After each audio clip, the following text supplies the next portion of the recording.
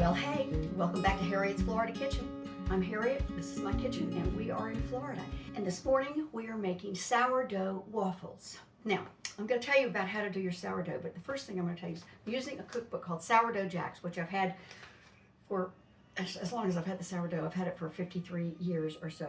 The sourdough starter is 170 years old because I got it when I was in college many years ago. We got it when it was Susie brought it home. My good friend Susie, who's the sourdough queen, brought it home from North Carolina, where the guy's house she was living in's grandmother had it, and it was 116 years old then. Anyway, we bought the Sourdough Jack cookbooks, and as you can see, I've got really several Sourdough Jack cookbooks here that are in one, and this is his recipe.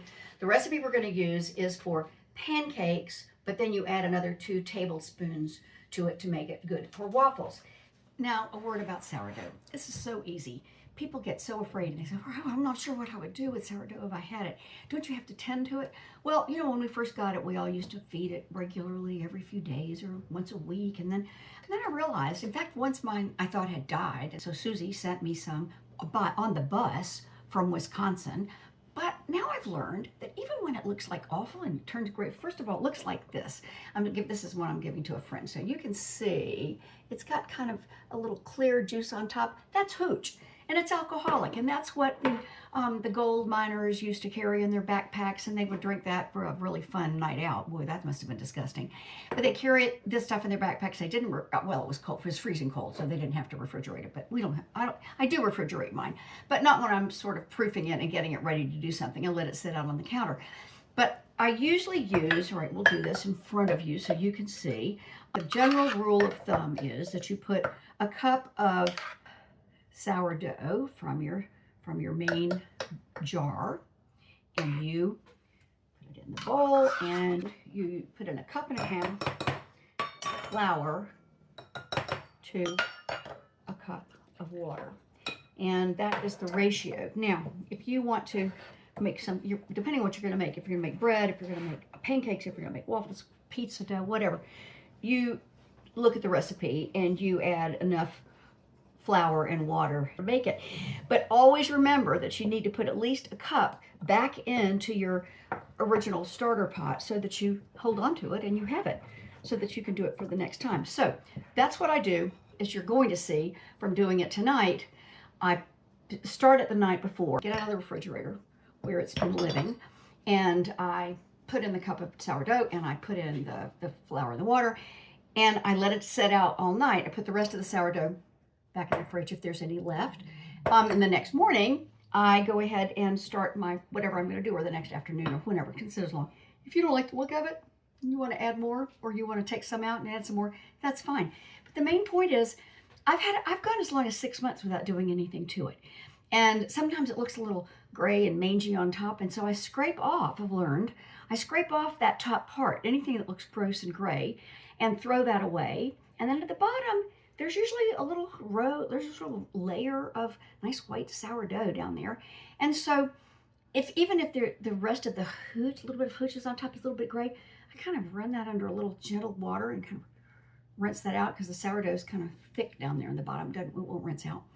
And then I take that sourdough that's now looks okay, and I add the flour and the water, and I do it for a few days. I add a little more flour and water the next day, and then a little bit the next day, until it's freshened up again. And that's pretty much all it takes. Now, once in a blue moon, okay, really, I kill it. And then I get in touch with Susie, and she sends me some more, or I've given it to friends. And so I call them and I say, may I have some of your sourdough? Yes, you may. So, but mostly you can leave it in the refrigerator and it'll be perfectly happy, and nothing will happen to it. And you don't have to worry about it. It's going to sit there and looking like this for months at a time. So we'll now get started. Now that you know not to be afraid of your sourdough starter. The night before, you take a cup of starter out of your refrigerator, and mine has gotten a little, I think the last time I did it, it got a little runny, but no problem, because now we're going to put in 2 cups of, 2.5 cups of flour, and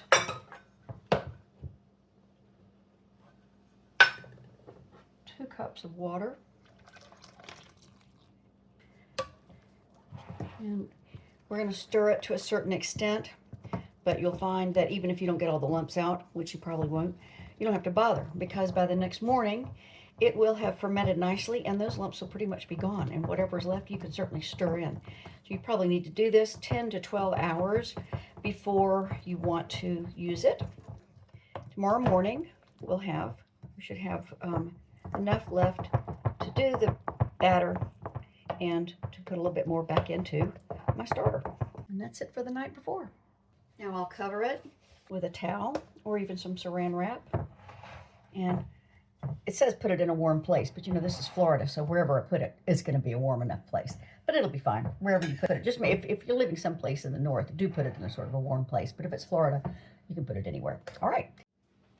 Now, after you've let the sourdough sit all night long, you should have 4.5 cups of batter. Actually, you should have more than that, but you'll need 4.5 cups of batter. So you can, I don't even bother using a spoon for this, but look, after we did it last night, you can see it is so smooth. All those lumps that were in it, they're gone.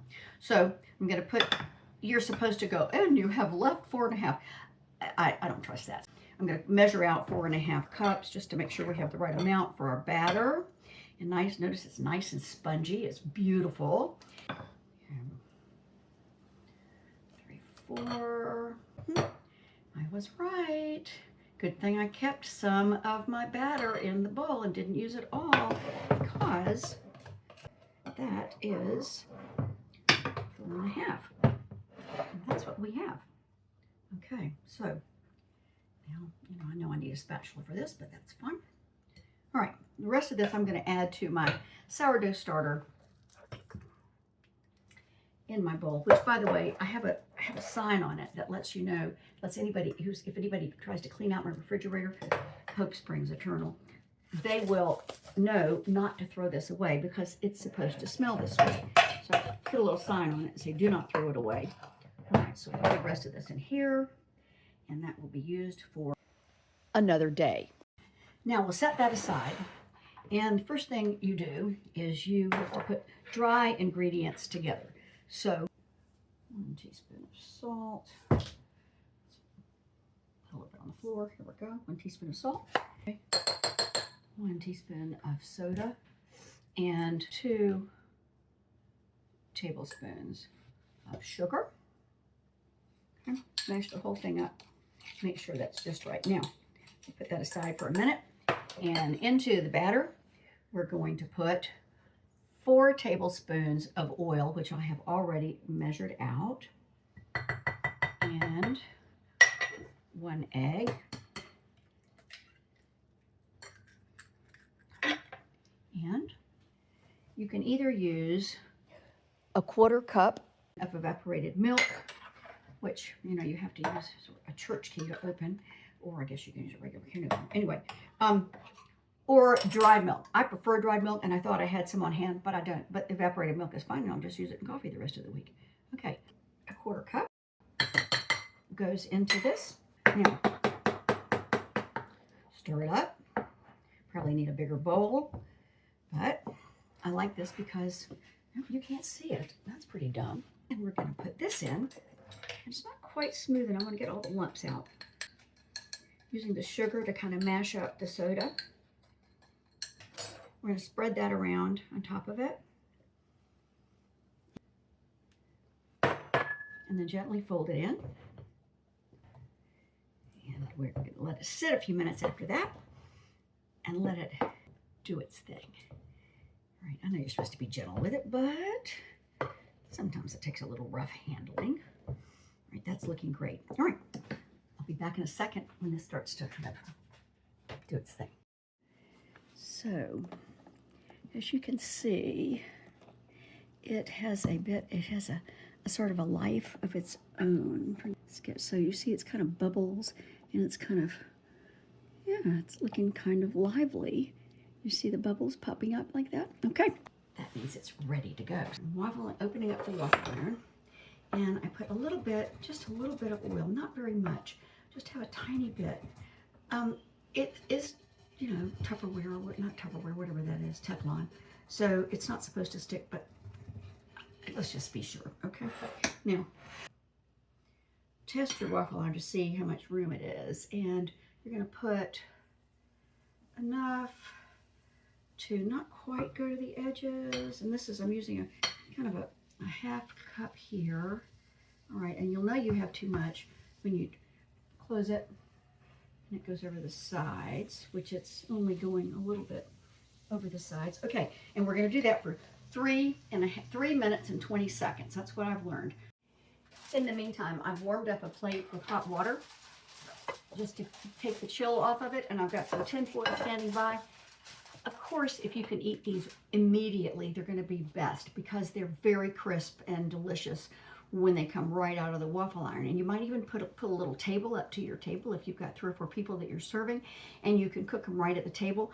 But other than that, you can put them in this warm plate and cover them with tin foil and kind of get a little pile of them before you take them to the table for people to start on. But don't wait too long. They will not be as good. Okay, we have 22 seconds to go, and then it will be ready. So meanwhile, look at how cool it looks. The longer it sits there, and the more it bubbles and has a sort of a life of its own. See what it's doing? Oh, that is just the coolest looking thing. Look how lively it is. Oh, delicious and spongy. Okay, now let's see how they are. Let's take them out.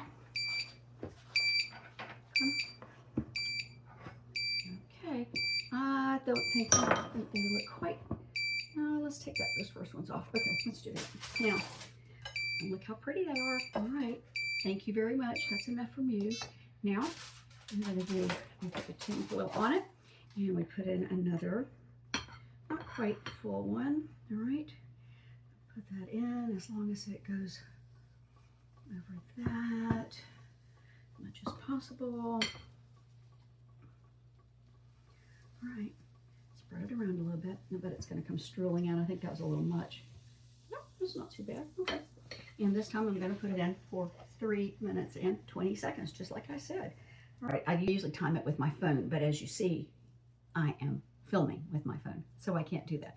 Okay, that has been 3 minutes and 20 seconds, and it looks pretty great. Okay, and cut out pretty well. Oh, that's good. That is really great. Now, see, that's a little crisper than the other one, which I did have a little bite of, but they still both look great. So this is looking a little soft though, sitting in here. Anyway, I'm going to put the cover on it and put some more in. Now this time, I think I'm going to do it exactly at a half a cup. And as you can see, I really don't feel like I need to oil it again very much. All right, that should do fine. Put that on. That has been 3 minutes and 20 seconds. And take it off. Delicious. All right, now I'm going to try these while I make the next one. You can see they look amazing. Let's put another one in. And what I'm going to do is I'll cook some of these. I'll give some to Philip. We'll both eat them. And then I am going to, you know what, you spread that out as best you can so it kind of gets into the nooks and crannies. It's a bit like doing the bunny cake, isn't it? And I'm going to sample this now, and I'm going to keep on making them because it makes a good many. I better count how many it makes. And then I'm going to try to freeze the ones that are done, and I'm going to see how they are tomorrow, frozen, if I put them in my air fryer. Okay, so I'm going to try these. Put these on. Try one of these. Put it in here. Cover these up. Okay. So I have a wonderful. Pour some melted butter now. I don't happen to love syrup on my waffles. I know that's very peculiar, but I tell you, these are amazing with maple syrup, with really any kind of syrup. They're absolutely fabulous. So try this, but you know, there's just a little bit of sugar in these, so boy, a little bit of a tang of the sourdough, but mostly just a really amazing waffle flavor. Not malty like a lot of waffles are, but boy, is this good. Okay, this is how kind of crispy it is. It's a little bit far away, but it's a really nice crisp. Oh, good. Oh, delicious.